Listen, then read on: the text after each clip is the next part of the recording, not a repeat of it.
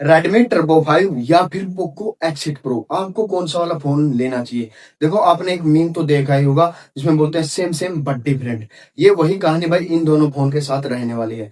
क्योंकि आज का मैं जो कंपैरिजन करने वाला हूँ, ये कंपैरिजन बड़ा यूनिक रहने वाला। क्योंकि इसमें कंपैरिजन में होता भाई आपको की डिफरेंस बताने होते, लेकिन इसमें की सिमिलैरिटी बताने वाला हूँ आज। क्योंकि दोनों फोन इतने सिमिलर है, आपको भी देखकर लगेगा कि भाई ये दो नाम है और फोन एक ही रहने वाला है। कुछ ही डिफरेंस आपको इनमें देखने को मिलते हैं। तो बिना किसी देर के सबसे पहले हम शुरुआत करते हैं इनके लुक की तरफ से। देखो, दोनों फोन को अगर आप भाई आगे पीछे ऊपर नीचे कहीं से भी देखो, आपको कोई डिफरेंस नहीं नजर आएगा। पीछे सिर्फ लोगों का फर्क रहने वाला, एक में रेडमी है, एक में पोको है। सेम कैमरा डिजाइन है, सेम लेआउट है, तो आपको डिफरेंस भाई लुक में कुछ भी नहीं नजर आने वाला। साथ में बिल्ड क्वालिटी भी दोनों की सेम दी गई है। दोनों में मेटल का फ्रेम दिया गया है, ग्लास बैक दी गई है, गोरिल्ला ग्लास 7 आएगी फ्रंट पर प्रोटेक्शन। IP69 के तक की दोनों में ही IP रेटिंग देखने को मिल जाएगी। देखो, आज तो यही सिस्टम रहने वाला, दोनों में सिमिलरिटी ज्यादा चलने वाली है इस वीडियो। एंड उसके बाद नेक्स्ट सिमिलरिटी की अगर मैं बात करता हूँ, वो रहने वाले दोनों के डिस्प्ले पैनल।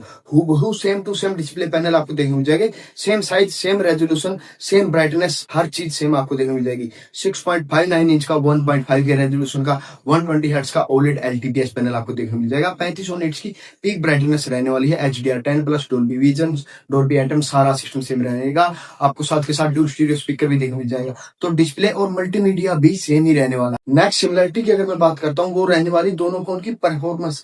आपको हूबहू परफॉर्मेंस देखने को मिल जाएगी। क्योंकि भाई रैम, स्टोरेज और जो भाई चिपसेट है, सारा सिस्टम यूज किया गया सेम टू सेम।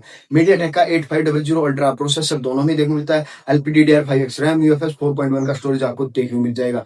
तो हूबहू आपको परफॉर्मेंस इनमें देखने को मिल जाएगी। सेम कूलिंग सिस्टम रहने वाला है। तो आपको डे टू डे लाइफ में दोनों की परफॉर्मेंस इक्वली रहने वाली भाई, क्योंकि बैक एंड में दोनों का सिस्टम सेम ही यूज किया गया है। तो परफॉर्मेंस में भी सिमिलरिटी रहने वाली है। सिमिलरिटी इनके सॉफ्टवेयर में भी रहने वाली है। दोनों ही HyperOS 3 एंड Android 16 के साथ आने वाले हैं। और 4 साल की OS और आपको 6 साल की सिक्योरिटी अपग्रेड दोनों ही फोनों में देखने को मिल जाएगी।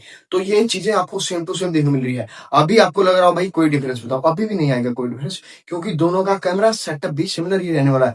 50+8 का रियर में, 20 मेगापिक्सल की सेल्फी, जो कैमरा सेंसर यूज किए गए हैं सेम साइज के कैमरा सेंसर यूज किए गए हैं। आपको सोनी का IMX 882 सेंसर इनमें देखने को मिलता है दोनों ही फोन में।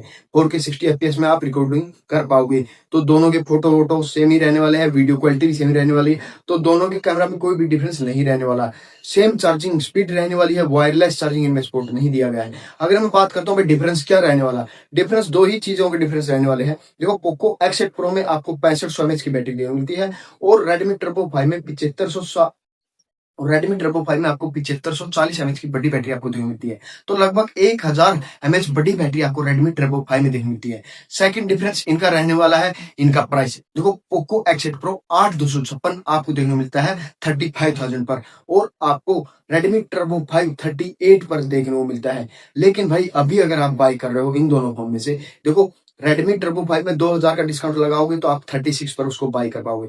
लेकिन अगर आप पोको X8 प्रो को अभी अगर देख रहे हो फ्लिपकार्ट पर, उस पर 3000 का कार्ड डिस्काउंट देखने को मिलता है। तो 32,000 पर आप पोको X8 प्रो को बाय कर सकते हैं। एंड 36,000 पर आप भाई रेडमी टर्बो 5 को बाय कर सकते हो। और अगर आप रेडमी टर्बो 5 का भाई 12256 देख रहे हो, वो 40 के करीब आ रहा है, तो वहां तो आप भाई पोको X8 प्रो मैक्स है उसको कंसीडर कर सकते हो। जो 9000 की बैटरी और मीडियाटेक का 9500 प्लस का प्रोसेसर उसमें आने वाला है, तो वहां तो वो कंसिडरेशन में ही नहीं आता। और बेस वाला मॉडल है, वहां पर पोको X8 प्रो विनर बनकर आता है। और भाई पोको का ही अगर आपको फोन देखना है, 1 साल पुराना पोको F7 देख सकते हो, जो भाई 7.5 की बैटरी के साथ आपको 35 के राउंड ही देखने को मिल रहा है।